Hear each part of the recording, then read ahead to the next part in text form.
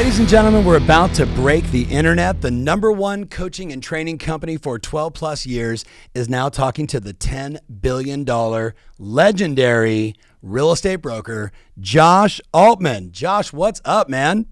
My guy, Tom Ferry. I love you, bro. Hey, listen, I was talking to somebody before I came on here and I said, look, I got to get my energy up because Tom just runs on adrenaline 24/7. So to be here, I had to get mentally prepared to sit with you. I love it, man. Well, listen, for my friend that's out there listening, if you know Josh Altman and you're watching this on YouTube or wherever you're doing, just give this guy some love. If you've seen him before, or if you're with us at the summit where we had a rockin' session, and that's really what this is all about. We want to inspire Josh as many people as we can. So we're going to get into the backstory. We're going to talk about tactics today for my friend listening. We're going to talk negotiations. We're going to talk branding. We're going to get really deep into what this guy has done. And we say guy, and we know Heather and your brother, to build this incredible empire that you built. So maybe just give people context. I don't know what day it is. I know I almost said September. That's horrible. We're in the month of October, and I've been on the road, Josh, nonstop. Give my friend, the listener, a little backstory. How long you've been in the business? Don't go into the backstory, but just give us a quick year-to-date number. Then we'll go to the backstory. Yeah, so look, we are on target to hit our goal. We're going to be better than last year, which is always a good goal. It's probably going to be our best year ever, which is interesting in this market. As right now, we're at $1.1 billion sold. So by the end of the year, because we're averaging a little over more than 100 million in sales a month, we'll be probably at 1.4 billion, which will be our second best ever. Now, that makes some people, some of their jaws drop. Some of them go, of course, because I've seen them on $1 Million Listing for 15 years. But you and I both know, man, that's not how this business started for you. You were fighting and scratching. So I thought to just maybe get people started with this before the television shows, the fame, the luxury listings, the come list me calls, the everything that you are today.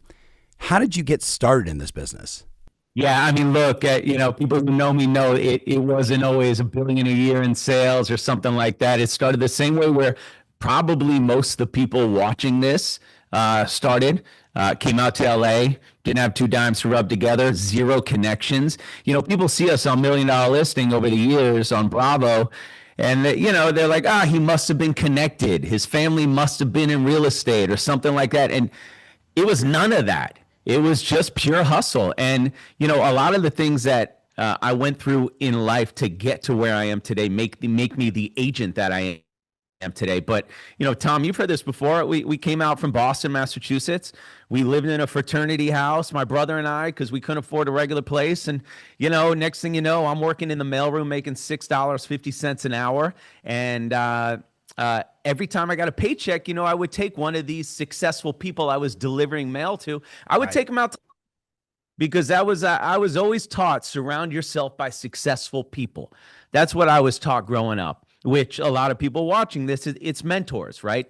You got to have those people in your life, no matter, who they are or how they're a mentor of yours, but you got to have successful people around you. And it was funny because these people were in the entertainment business, and all of them were talking about real estate instead of entertainment. And I'm like, I don't get it. How can you be so good in one thing and then also make money in something else? And I got home and I said to my brother, I'm in the fraternity house. I said, we're in the wrong business, man. We shouldn't be in the mailroom business. Not that we had a choice. I said, we got to be in the real estate business. And, my brother, here's my older brother, Matt. He's my partner. He's, typical older brother. He goes, Josh, that's a great idea, genius. We're broke. Yeah. And all right, so let's figure this out. And that next year, I saved $5,000 to my name. He saved $5,000 to his name. We took that 10 grand. We walked into a bank, and they had 100% financing at the time. This was like 2003, 2004. And we bought our first place, and that was it. We bought it for $390,000. And every week we got a paycheck. We would do something different to the place. Now, listen, it was the lowest level of flipping you've ever seen. Like Matt and I went to Home Depot. We bought a can of paint. We put on our high school football jerseys because, what were we going to do with that? And we ended up painting the place. And then, we did a couple different things. 6 months later, or not even 6 months later, we ended up selling it for 600,000 about. So we ended up making 200 grand ish in that transaction. And for us, you got to realize that opened up our mind to just a world of possibilities. And that's what you see a lot with people. They get stuck in the box that they're in. And very quickly, now obviously the money was a big deal. It was the most money we'd ever seen in our life. We thought we were millionaires, Tom. We were like, we got 200 grand. What do we, we were partying and the whole thing. But, at that time I was like, wow, that's interesting. So let's kind of push this a little further. Let's go buy another place. And I'm going to start studying real estate. So not only are we going to be flippers, but let me see what else is out there. Because every time I buy a house, I got to pay a mortgage broker. Every time I sell a house, I got to pay a realtor. And so eventually I studied it. I got my real estate license the third time. Okay. How many of your students failed the real estate exam the first time? Okay, so shout out to my buddy Rogers Healy, who I have to introduce you to, is inside this studio with me, Josh. I don't want to misquote the number. We could probably find it in our YouTube archives. I think he failed it 19 times and set a record in the state of Texas, and now he's one of the most successful brokers in the state. It's insane because you're like, oh, I'm making money, I'm flipping houses. Obviously, I know real estate. What could they tell me? And you end up failing and failing and failing. And thankfully, I don't have to take that test again right now. But, eventually I got my license. I decided to become a mortgage broker. Smart. I'm going to fast forward the story a little bit. I started, not being able to sell anything and calling out of the phone book all day, every day, door knocking, whatever we had to do. Eventually, I became a really good broker in the mortgage business. I closed a lot of deals, started my own shop. And by 26, so I was broke when I moved out to LA. And then by 26, I made my first $1 million. Wow. And, so I like to say I was a millionaire, but I was $1 million and like $5, still a millionaire. And still counts. After that, I had taken at that time, this is just the worst part of the story. If I could go back, I always say I wouldn't change anything, but if I could go back and change this moment, we had up to that point flipped now like 12 houses. We took all that money right when it was 2006-ish, 2006 and a half. We took all the money we were making on the flips and all the money I was making in the mortgage business, and we put it all into one big house. Ooh. And it was a castle, which we laugh about because who buys castles? Nobody buys castles in the Hollywood Hills. Like kings, but there are no kings in the Hollywood Hills. We bought this castle-looking house. The economy collapsed. I'm done. I'm dead in the water. My mortgage business is overnight. The faucet shut off. It's done because you couldn't do a loan. I had the office that I personally guaranteed. I'm screwed there. I got all the that poster in when you're growing up where you got all the fancy cars in the house and it says decisions, decisions, decisions. Well, that was like what we were living. And so I got all these cars, which I can't afford. I got this house that we bought with all the money we had, and we closed a couple months before the economy collapsed. I wake up in a cold sweat. I look at my brother. I go, listen, I'm not a mathematician, but I'm pretty sure looking at the money we have left in the bank, we're going to be out of this house in like 5 months, no matter what. Like that's how many payments we have left. We said, all right, cool. We'll sell the house. We try to sell it. No calls first month. We lower it to 200,000. No calls. So now we're losing. I think I bought it for like 3.5, and now it's 3.3, 3.2, 2.8, 2.7, 2.5, 2.2, 1.9. Eventually we sell it. So that entire million, whatever that I put down on the house, gone, wiped out. I went from, I like to say, the castle to the duplex. And not that there's anything wrong with the duplex unless you lived in a castle, right? So that was a defining moment in my life, in my career. I lost everything.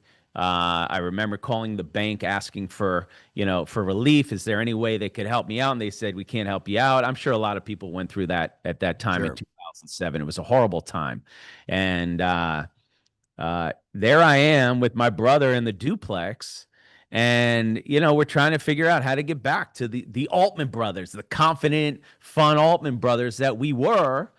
I was the guy who used to take everybody out to the club, buy the bottles, dinner on me. Everybody loved rolling with me, and that's who I was. And now I'm broke. And so that was a very difficult time. And not to get too much into it, but I got depressed. I lied to all my friends because I was embarrassed that I had no money. It was not a good time for me mentally or anything. So let's stop right there just for a second, because I think it's important first of all, thank you for being so vulnerable. And for the person that's listening, Josh, I don't know many people that haven't experienced something like this in their career. Maybe not at the level that you experienced it, but if you were working during the global financial crisis, you felt it. If you were working the last 3 years in the largest mortgage drought and transaction drought for real estate transactions, certainly in my lifetime, there's a lot of people that are feeling it, maybe even right now. So before you were going to go into the unlock, I just want to just call it out. We're talking about breakdown to breakthrough, right? Like, we learn from tragedy. We learn from the mistakes. We learn from the pain, hopefully. What would you say was the change in your mindset that put you and Matt back on the right trajectory? Because maybe someone listening right now is like, he's talking to me. Yeah. So that's a great question. So for that 6-month period or so, I'm a gym guy, right? I like to work out every morning. I couldn't get out of bed. I was depressed. All I do was order food to the house. I tried to think about the next get rich quick thing because that was how my mind was set at the time. And I failed multiple times after that, trying to pull myself out of the hole. Eventually, I'll tell you what it was that unlocked it. I was sitting with one of my mentors, right? You can call it a coach, you can call it a mentor, whatever you want to call it. It was a guy who my brother and I looked up to, and basically always was very open with them. And he said, look, folks, he said, you got to stop with the get rich quick thing, right? Life's a marathon, not a sprint. Yep. He said, what do you love to do? He says, because I'm successful because I'm obsessed with what I do. And I don't work a day in my life because I'm obsessed with it. And this guy's very, very wealthy. And I go, I don't know. I mean, I was a mortgage broker. I flipped houses. My brother and I, we go around to open houses on the weekend because they're free. And it just kept us busy. And we try to look at mansions to motivate us. Like, one day we could live in here. It was just a mind thing. And he goes, well, why don't you just become real estate agents? And that was the lunch when we are out of luck, right? This guy's just trying to talk us out of this hole. And I was like, yeah, I guess we're doing it for free. Sure. I love people. So I love negotiating deals. All right. So that's what it is. And I remember walking up and down those streets that used to have all those mortgage companies. None of them are there, Tom, anymore. Yeah. They're all out of business except for like one. And there was this one company that was a real estate agency that had been around forever. And I remember I looked at Matt, I said, we got to go to that one. And he said, why? I said, because everybody there is great. And he Matt looks at me, he goes, well, that will never be the top people in the company. And I said, yeah, but wouldn't it be better to be the worst people in the best company than the best people in the worst company? 100%. And I don't know if that's the answer, but that was my answer at that time. And that's what we did. And we joined the company that everyone, and it's funny because I'll list off for you one day all the people in that company. You know all of them, Tom. Yeah. They all run their own brokerages. They're all the top 10 agents in LA. And we all started at the same time. And that was it. And just so you know, just when we unlocked that moment and realized maybe we should be real estate agents, how much do you think I sold in the first 6 months? I'm going with 100 million. I'm kidding. Yeah. 0? Did you get a listing? Did you do a lease? Tell us about it. Probably the worst time to be a real estate agent. What year was this? Just for context. It's like 7, 8, 9. What's that? What year was this again? 2008. Perfect timing. 2008. And so, it's of course they're going to hire you because yeah, you want to be an agent? Good luck. And we were the new agents, and all we knew how to do was call out of a phone book and pound the pavement. And that's what we did. So just everybody watching, it wasn't like overnight. 6 months went by, I sold nothing. The next 6 months went by, I sold one deal. So my entire first year, and this is coming from a guy now who sells $4 million a day for the past 2,000 plus days. My first year, I sold one house. And what's crazy, Tom, because you listen, I'm sure you remember all the big moments in your life when you broke through, you closed the deal that you needed to close, whatever it may be. That deal at that time for my brother and I, we needed that commission like we needed air. Yeah. Like when I tell you, we were done. Yeah. We were about to quit real estate. Like this is stupid. We've been sitting in this, little space for 8 months. We haven't made $1. I'm like, Matt, maybe we maybe we made the wrong decision. Maybe we should just find something else. Go back to the mailroom. It's a real paycheck. $6.50 an hour is a hell of a lot more than zero. And I was sitting the open house of a successful realtor in my brokerage because I didn't have any open houses. And he let me sit that one because it was the worst open house. And he was like, I don't want to waste my time on that. You go sit it. And we did. And eventually somebody walked through. They didn't buy the house, but they loved me. And they let me take them around. That's it. 8 other places, and I sold them the deal. And I remember, I remember every single thing from that deal because I needed that deal so bad. And it was a $4 million teardown in the Hollywood Hills. And I remember how long the contingencies were. I remember when they didn't lift the contingencies and it got pushed, and I'm freaking out. And eventually the deal closed. And then, that was it. We got one under our belt. We closed the deal. And then another one came the next year and another. Then the next year we sold $12 million worth of real estate, which was, in LA, that's really only 4 deals. But then the next year we did 38 million and then 80 something, then 100 something. And yeah, now we do what we do now. But that was it. It wasn't overnight. I was, people remember me from the show. It was, like the guy in flip-flops in Malibu, and then there was the trust fund kid in Beverly Hills, and then there was the kid from Boston. And that was it. So yeah, that's the story. It was a good cast, by the way. It was a good cast because there was great contrast between all of you. So I want to go a different direction because the person listening, Josh, every one of us, you, me, everybody's got a story of that, I hope, tragedy to triumph. Right? In some way, shape, or form, everybody's got it. And certainly the person listening to this, they probably, like me, done it multiple times, just as you have, right? Everything we do doesn't always work out the way we want, but we persevere. I want to get into some tactics.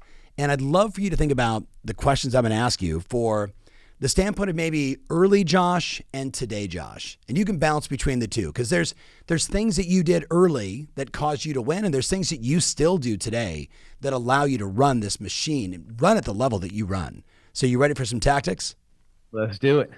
So I think one of the most important things, especially with all the luxury brokers I know, and I'll just say every agent I know, if I said to you, do you have like 2 or 3 daily disciplines that make the motor of your life and your business work? And if so, what are they? Yeah, that's a great question. I will tell you, one of my favorite things about being in the business that I'm in is to be able to be in a car with some of the most successful people on the planet, right? CEOs, heads of state, all this stuff of people that we sell these crazy houses to, 40, 50, 60, $70 million houses. Because when I'm with them, I pick their brain, and I basically, listen, in my mind, I'm still that guy in that mailroom or the guy closing my first deal, right? I also still think I'm 26 years old, which I'm not.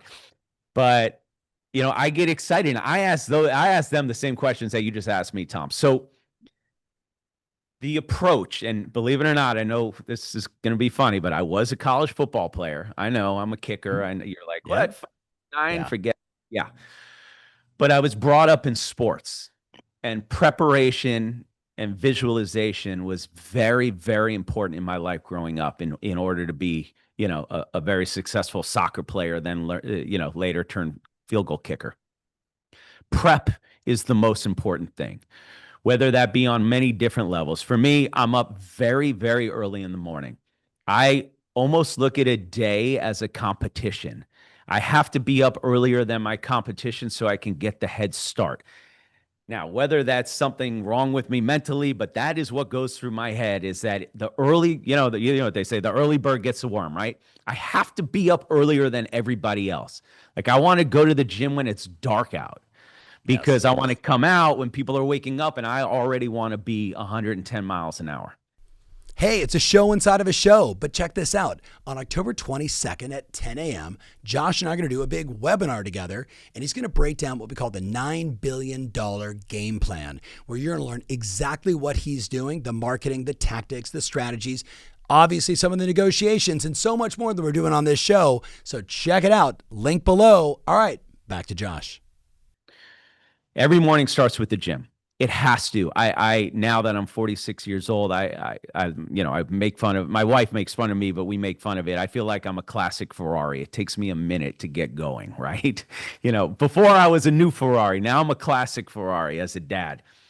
It takes me a while to warm up my mind, my body, and get really sharp. And I have to be, because you have to realize when you're selling $1.5 billion worth of real estate a year, you have clients all over the world that all have different clocks. So the earliest I can be sharp, the better. And so the morning always starts with that. Wake up, hit the gym, do my whole routine at the gym, sit in the sauna for 30 minutes. I know this, you might not want to hear this because it's very into it, but I feel like I mentally have to sweat out everything from the previous day before I can start my new day. It is what it is. You don't have to go get a sauna. That's just something I do personally. So at this point, I walk out of the gym. I feel like I'm top notch. I am ready to go to battle with anyone, anywhere. I'm mentally sharp. And so then I go home and I spend some quality time with my kids. Of course, it was different when I didn't have kids, but very quickly you realize what's important in life. Like before, back in the day, Tom, it's all about the numbers, all about the commissions. You got to find what fuels the fire inside you. When I was a mortgage broker and I was starting to make money, I had something on my desk that had the 4 things that I wanted, that I thought were important in life, that I look at every time I sat at my desk, and it made me pound the phones harder. And you'll laugh now because it was silly, but I was a single kid. It was, an AP watch, an Automobile. It was a 64 Lincoln Continental. It was a Range Rover and a house. And that's what was important to me. All really not important things in life. Now, of course, I have 2 kids, and they're my entire world. So what fuels my fire to be successful and to continue doing this every day is for my kids. That's it. It's not even for me anymore. I have officially passed the torch in my head that everything I'm doing now is for my kids. Like, it's actually a really interesting way to think, because things don't bother me like they used to bother me, because I'm not doing it for me. I'm doing it for my kid. And so after the gym, I go home and I spend quality time with my kids, and I drive them to school every morning. And that hour and a half or so with my kids is the best time throughout the day, better than any deal, any negotiation, all that. I've done my deed as a father. They're at school, so now I can go to battle. And then, I sit down, I go through the MLS every single morning, and I do 3 different things. I look what came on in the past 24 hours. I look what sold in the past 24 hours, and then I look what's coming soon.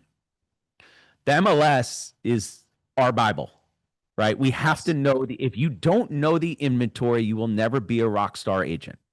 I've been doing it since the day I got into real estate. So at any point in my life throughout the day, somebody has a question about a property, I am so on point and up to date with everything that it doesn't slip. And let me tell you, that'll be the difference of them using you or using me. And so that's basically my morning routine. Once I get through all that, then I can do deals. So it's interesting, Josh. We know a lot of the same people, and we've known each other for a while. It doesn't matter. I could be talking to Nuno Gomes, who's the Josh Altman of Portugal, selling homes in like Lisbon and Cascais, or Kurt Kessel, who's one of my best friends, who's the #1 Compass team in Florida, and I think #2 in the country. They all say the same thing. I get myself ready. I get myself right. I get like family time because kids could be grandkids, or hey, it's taking the dog for a walk. And then everybody says, and then I study the MLS like crazy because whoever knows the market, that's the smartest broker in the room. So you're like, it's so fascinating. It's spot on. And I know for my friends out there listening, I'd love for you to write a comment. How does that differ from your morning routine? Put that in the comments down below. We can't wait to read that. All right, let's talk about two different things. I'm gonna kind of blend two together. One is like you compete against a bunch of great brokers in all the marketplaces that you serve. So I want to like unlock for people, like, how do you view competition? What do you do differently to win? And then the second part of that is everybody's going to say the same thing. How in the world does he get all these come list me calls? Like, what did he do to create that? Or do you? Are you more like my friend Tim Smith, who's like, no, I'm making phone calls every day. So let's start with how you get them, and then let's do how you win them. Got it. So first of all, yes, there are amazing brokers, and it's funny because you go to head with these people, and that's saying that 95% of the people, 5% of the people do 95% of the business in our business. That's not only is it true, it's probably less. It's probably 3% do all of it. So I've been going head to head with these other rock stars in our markets forever. And you get to a point where first it starts with anger and hate, and you're like, I hate that guy. And then you start to do deals, and you realize you need each other, right? You need each other to do deals. And then you get to a point where you're like, well, I heard you're going up against this, so maybe we'll do it together because, listen, I got 147 listings. You got it's all good. And that's kind of the moment where we're at right now, which is why I'm starting to do a lot of this stuff, because for me, it's not about a single deal anymore. Like I've done the deals, I've done all of it. So it's more about having a good time, enjoying life while, of course, crushing it. But also it's a different level of respect. And so I'm very much into giving back to the real estate community. And I spend a lot of time teaching people who work for me, and that's fun for me. I like that. Yes. I like generation. By the way, if I lose a listing to a younger person in the business, I'm like, not bad, kid, not bad. Like that's cool. That's cool. That's where I'm at mentally in my life. So let me ask you though, on that same note, I get asked by new agents all the time, how do I break in the luxury market? And I'll tell you what I share with them, and then you tell me if I'm right or wrong, or your insight on it. Literally, I was in Denver yesterday. 19-year-old kid raised his hand. So if you're listening to this and you remember who you are, the kid with the blue shirt and your other buddy who had the white shirt, both of you guys were like 19. Well, how do we get in the high end? And I said, you bird dog and you find deals for other high-end brokers, and then you call them and say, Josh, I have a listing appointment. Can I come with you? You take the listing, pay me a referral fee, pay me half, pay me something, and just let me work on the deal with you. And I probably had 50 other luxury brokers in the room. First of all, raise their hands and say, I'd love to be that agent. And then a lot of them said, yeah, that's exactly how I got started. What give the person that wants to get into the high end, maybe they're selling 30, 40 homes a year, but their average sales price is X and 5X is available. And they can't get their ego out of the way. What advice do you tell them to raise their price point? Okay, first thing I just want to say out there, and I know you guys have seen me for the last 15 years on $1 Million Listing, and yeah, it's amazing when you get a $30 million listing. $30 million listings don't sell very fast, and they don't sell very often, right? So first of all, you got to learn to appreciate the deals you're doing, right? Whether they're $100,000 deals, $500,000 deals, $1 million deals, whatever they are, you can have a very, very successful career owning that market. And those move quick. So, and these high-end listings I do, they cost me, throughout the year, hundreds of thousands of dollars to market all these crazy mansions. But long story short, the first time I broke in my first $10 million deal, I got a call from somebody who said, I work for this guy. I can get you in. They were, I was friendly with them. I can get you in to meet with him. And I Googled the guy, and I'm not going to use his name, but he's a billionaire. You guys would know who he is. And even on the phone, he talked smarter than me. That even makes sense. Yes. He was talking, and I'm like, man, this guy is so smart. I don't even understand what he's saying. And I remember I hung up the phone, and I had an appointment the next day at whatever it was, 2:00. And I immediately walked into the number one agent in my office at the time. And I said, in my way, hey, bro, listen, will you do me a favor? I have a listing for $10 million. I'm not confident I'm going to get it. Will you come with me? And I'm going to do all the work. All you got to do is show up at 2:00 tomorrow. That's it for one meeting. I promise you won't do anything else. If we sell the house, you're going to get 50%, and you'll never hear from me. I'll never bother you. I'm going to be very good at what I do, but just trust me. He goes, all right, no problem. We go on the listing appointment. When that billionaire guy opened the door, I remember it was like out of a show. The first thing he said, so how many other 10 or $15 million listings do you have? That's it.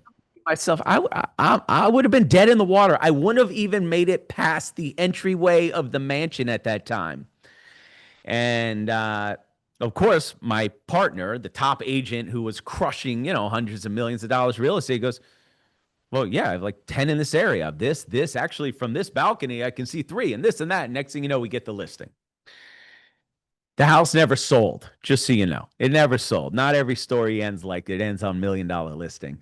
It didn't sell, but that was my first $10 million listing I ever got. And you want to know what was coolest about that listing? Was when I was sitting the open house, somebody else walked into that listing, and I ended up selling them something for $10 million. That's how I broke. That's one way to break in. The other way to break in, just so you know, is just work. Do work. Right? The more people you know, we have a contest in our company where we pass out our business cards like they have a disease. If we have our business cards, a box of business cards sitting on our desk for more than a week, I just throw them away. I throw them away, and I tell the people they got to go pay for more and get more. I'm like, what are you holding the business cards for? They're not baseball cards. They're not going up in value. And so we have a contest. You got to give out as many business cards a day. And whether that be 10, 15, or 20 a day, you got to do it. You got to talk to everybody. You really got to put yourself out there. It doesn't happen overnight, but if you're in a market and you want to be dealing with the expensive stuff, you got to rub shoulders with the people who own the expensive stuff so they recognize you. And 100%. I got a lot. So let's talk about competition. And I love the way you started, because I've always said to people, broker-to-broker relationships, especially at the top, it's everything. You all want to kill each other because everybody wants the deal. But at the end of the day, they have the buyers, right? Because they're running with the same customers you are. So give us some insight on what are the sellers saying to you today, and how are you taking that information and winning the listing over the competition? Are they talking about AI? Are they talking about, find me global buyers, find me the Dubai buyer to buy this house who doesn't care about it because they've got oil money? What are you hearing? And then how are you dealing with that to win the business? First of all, what has always separated my wife, my brother, and myself from everybody else, and even our competition will tell you this. They might say, I don't like Altman, but man, that guy works.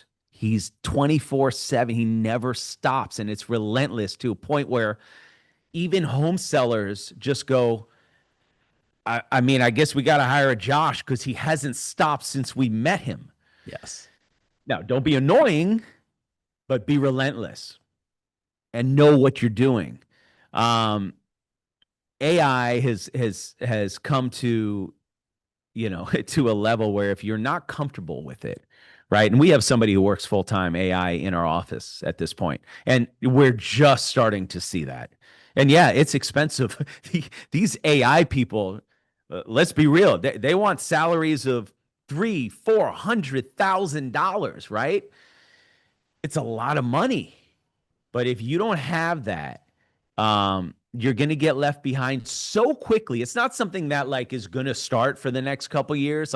It started, it's here, and it's now, right? Bingo. And just for instance, I have a $40 million listing right now. I did a showing there yesterday for an hour and a half. And the people walk through and they go, "We like the house. It's a little too dark for us. Um, I probably would change the floors if I bought this house and light it up." No problem. By the end of the showing, I was already on Chat GPT, took the pictures I took from the MLS, uploaded it, said, "Please add in 8-inch white oak floors and make it more Santa Barbara Spanish." By the end, I was showing them the pictures. First of all, they were freaking out because people still don't do it that much. And we'll see if it helped. But you got to be able to do all that stuff, from the videos, the listing videos, to the renderings, but also, of course, to the lead gen and everything else, which is a whole nother episode that we can talk about. AI, but also the global buyer, right? So the globe has become very, very small. And in the market that I'm in, whether it's Los Angeles, Orange County, San Diego, Vegas, Scottsdale, those are our 5 markets, right? Those are global buyers, and you get up to a certain price point, high-end price point, and high-end can mean anything. It can mean, 500,000 in Minnesota, or it could be 50 million in Beverly Hills. Whatever it is high-end is high-end. Those buyers are global buyers.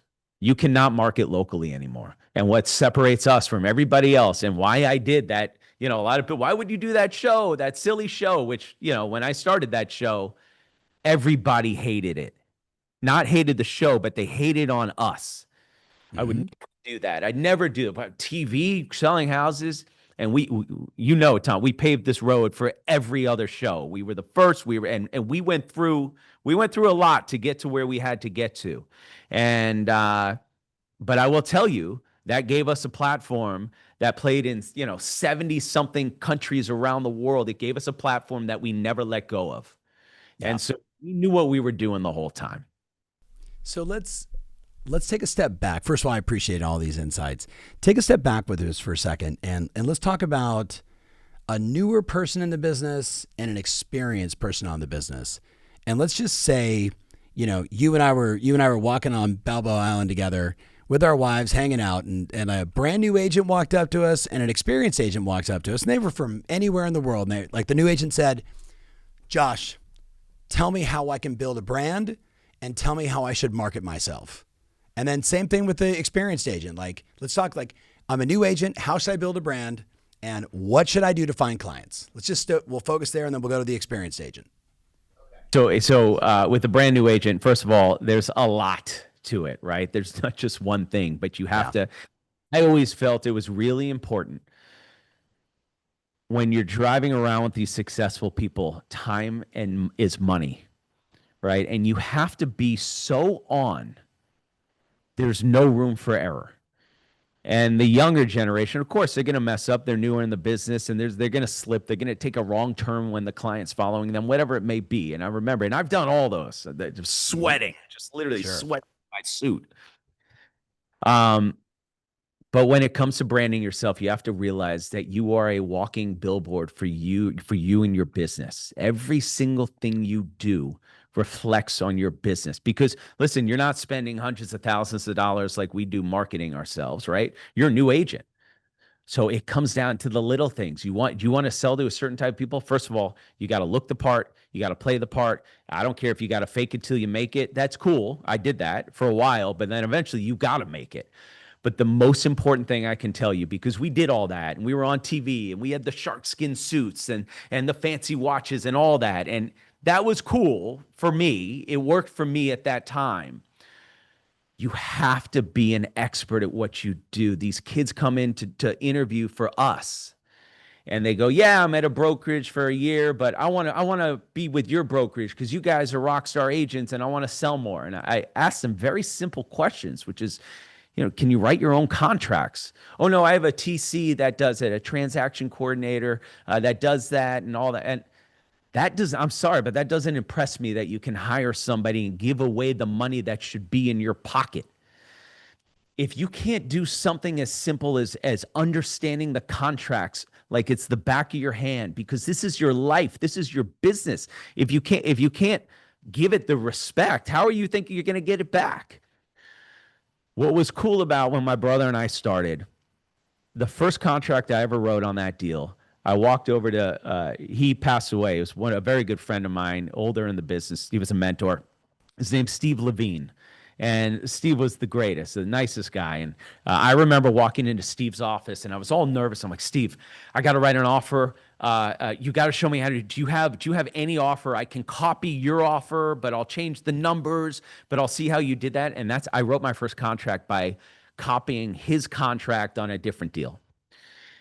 But you learn what works, you learn what doesn't work, you make the mistakes on the contract, which you'll never do again, and you build it that way. So we went through all of it. People today, they have too much, it's too easy access. So what I would say to the new agent, you got to be an expert at what you do. You got to respect the business, and you got to work at every point of it. Listen, if my son Ace or my daughter Lexi become real estate agents, which I hope they do, right? I am going to start them just like I started in the mailroom, and they have to learn every aspect of the business so they can be a well-rounded agent. That's what I would say. The very short answer, you want to break into the high-end market, join a rock star team, learn from them, and then take off on your own. Love it. So let's go to the experienced agent who's saying, hey, you know what, Josh, like, I'm not doing $4 million a day in business, but I might be doing $4 million a month in business, or I might be doing $4 million a quarter in business. And you and I both know, depending upon where that person is in the world, that could be a huge amount of business. But, you know, I had 3 seminars this week. I probably had, 2,500 people in 3 days. And I can tell you, not one person in that room or in those rooms didn't say, how do I get more deals right now? Like, there are less transactions happening. What are some marketing tactics, some prospecting tactics?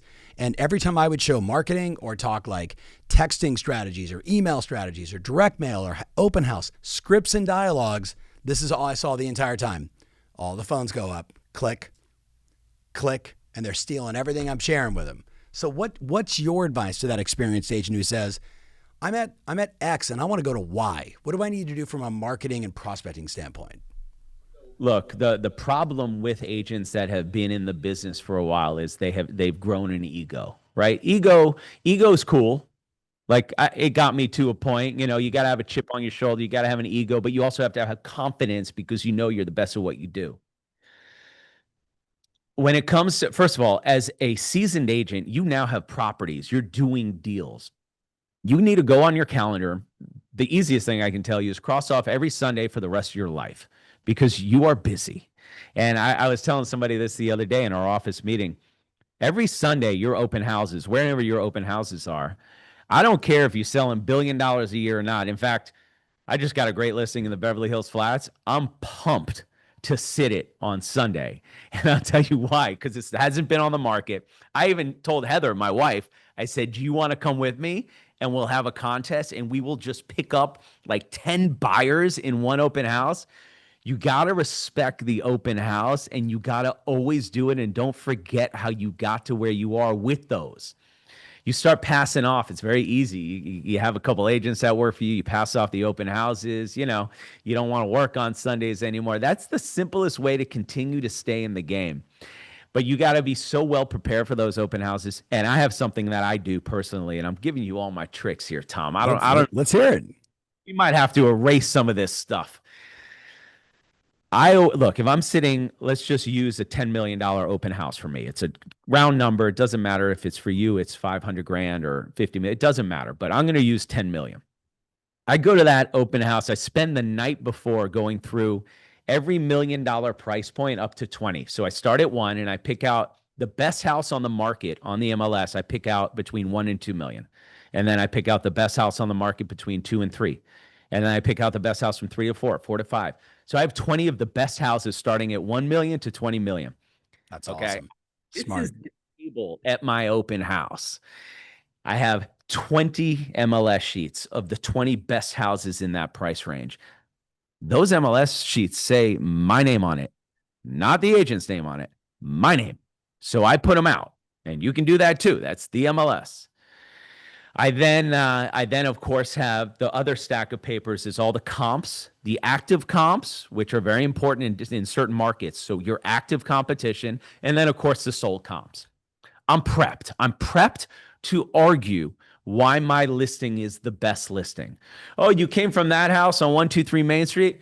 Yeah, no, great neighborhood. Yeah, but the problem with that house is, after 3 o'clock, it's dark because of the way that it sits and it's blocked. And oh yeah, that I know that house. I know the developer. You're gonna have to gut the house and then redo it again. I'm ready to argue against every house to make sure my listing is in the forefront. There's also a second when you're showing a house and you've been doing it for 20 years or so, like me. There's a time when someone's no longer buying the house you're trying to sell them.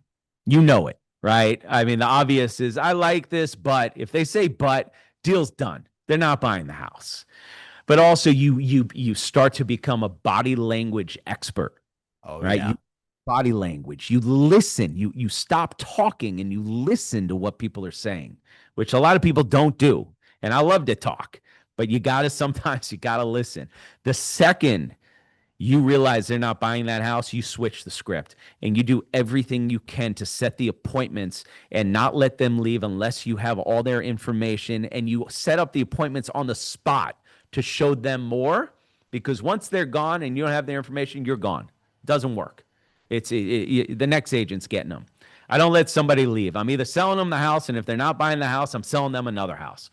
That's what I do as an experienced agent. You have the open houses to do that. You got to do it. You know what I love? I love the fact that you're sitting here telling an experienced agent that you're holding an open house and you and Heather are busy this Sunday and you're going to battle to see who can get the most leads.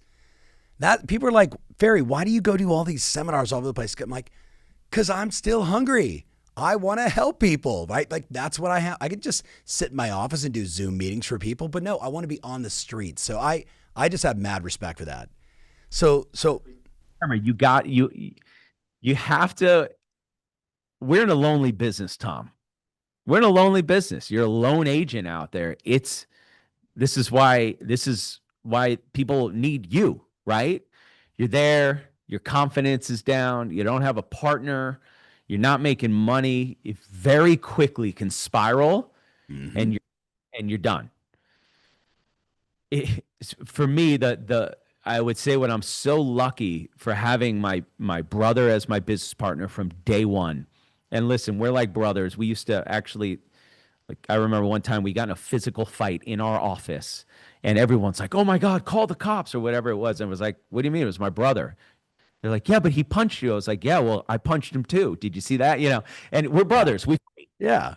But you laugh and you get over it in a minute. I've been so blessed to have my brother Matt be my wingman, be my we say my yin to my yang, my good cop to my bad cop the entire time in this business. So if you don't have that, that's why you need to be with people like yourself, Tom, where you can get that motivation. You have to feed off of other motivations, and whether it's the fire inside you that fuels you, and it's being able to be present for your kids when you want, and that's why you want to be successful. Or it's okay to have people that you can lean on like you and teach you how to get through those moments, because that's where people get stuck. 100%. So I mean, you and I should probably do this face to face sometime, and we could probably spend like 7 or 8 days just kind of, because the stories is the magic. You know what I mean? It's the example of you and Heather doing that open house, which I'm going to ping you on Sunday and be like, "Hey man, how was the open house?" I'm going to ping your wife and go, "Who got the most leads?" I'm gonna move. I'm like 0 for 100 against my wife.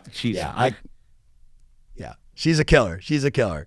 So one last question for you, man. If I asked you, "Hey, this is your last podcast. You're never going to be on TV again," and this was just the moment, what will the Altman brothers brand, like, what's it going to mean 10 years from now, 20 years from now, 30 years from now? Like, what's the legacy you guys are trying to leave behind? The coolest part about, being in this business and doing and accomplishing what we have over the past, since 2007 and even before 2007, but is when people come up to me in the supermarket or on, at my kids' football game or whatever it may be, and they go, and this dates me a lot, but, "Hey man, I got into real estate because of you." And I'm like, "Man, that's crazy." Yeah. That his trajectory in life. He chose it because of what we've done in this business. And listen, when we started, we were grinders, we were hustlers, we were clawing ourselves to the top, and yeah, it got ugly at moments, and we did what we had to do to make it in this business. But to think all that stuff we went through, is there's this next generation that watched, Million Dollar Listing for 15 years. I met my wife on that show. I had my kids on that show. I was a cocky little, agent to start on that show to now, where we are. We were able to motivate people through that entire time, right? People say, "Oh, I love the show. It motivates me." Bring people together because, oh, I watched that with my wife. She loves the show, and we talk about real estate. We're not even in real estate, but we learned about negotiating from you or whatever it may be. All that stuff. It's so cool to look back. And for me, the coolest part is that at some point, Lexi and Ace, my daughter and my son, they're going to be able to watch their dad at the top of his game for 15 years on Million Dollar Listing reruns. And that's just so darn cool for me. And we have fun doing it. We love what we do. We're obsessed doing it. And I'm blessed to do it with my family. And I wouldn't change a thing. I wouldn't change a thing. I don't know if I'm ever going to be able to let go of the reins because I'm so obsessed with what I do and I love it. But I'm trying. I'm trying, man. I'm bringing on different partners and this and that. But, the art of the deal, the negotiation, just all of it, it keeps me going. You might see me on a beach, but if you watch me carefully, you'll see me get up 17 times. And my wife being like, "Where are you going?" And I said, "I got to close this deal. I got to close this deal. I need it. It's in my blood." I love it, man. That's the perfect answer. Josh, I've so enjoyed just, hanging out with you guys and getting to know you better and watching your career for, God, I think really probably starting with Million Dollar Listing is when I was really starting to pay attention. And it is impressive what the three of you have built. So I'm super pumped. Hey, in the comments, if there's a question you want to ask Josh that I didn't ask, and I'm sure you got 1,000, just put it into YouTube. And I don't know if I'll ever get him to go to the YouTube channel, but I will have one of my teams text it to him, and then we'll publish the answer for you there. So, Josh, we got to wrap the show. Thank you so much for being a part of this. And for my friend out there listening, if you're not following him, you should definitely follow him on Instagram or all the other, fun channels that you like. And, hit him up with a question there. So, Josh, appreciate you, man. We'll see you on the next show. Take care, brother. Tom, appreciate it, man. Always good catching up.